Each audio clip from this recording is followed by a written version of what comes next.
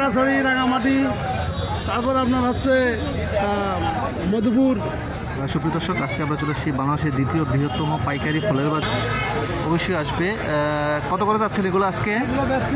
20, 15, 18, 15, 18, 20 টাকা করে প্রতি পিস না? আবার 10 টাকাও আছে। এগুলো 10 টাকা করে না? হ্যাঁ, 10 টাকা।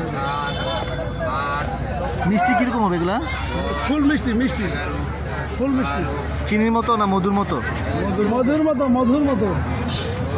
মধুপুরের মধুর মতো না? কত করে চায়? সুপ্রিয় দর্শক, একজন 16 টাকা করে যাচ্ছে। আমি নিয়ে যেতে হবে। কত করে বলছে? আমি কিছু বলি না, এখন আমি বলছি 12 টাকা। 12 টাকা দিচ্ছে না? দিচ্ছে না?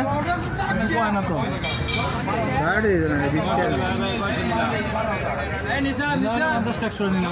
নতুন নতুন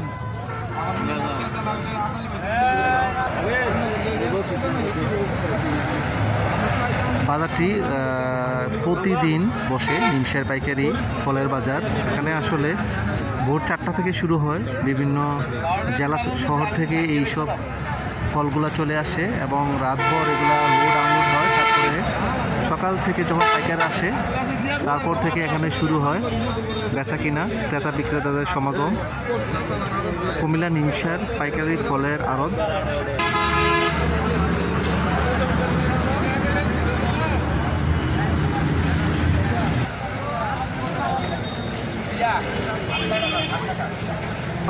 কত করে যাচ্ছেন? 60 টাকা। 60 টাকা? ব্যাপারী কত বলে? 6.5 টাকা, 60 টাকা। কোথেকে আসে এগুলো?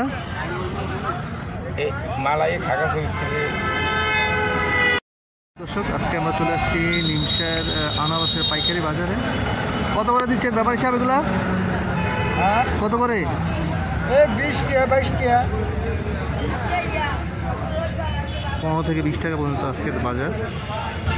সুপ্রিয় দর্শক, আনারসের প্রচুর সংগ্রহ এখানে আছে। আসলে বিভিন্ন জেলা শহর থেকে এখানে আনারসগুলো আসে।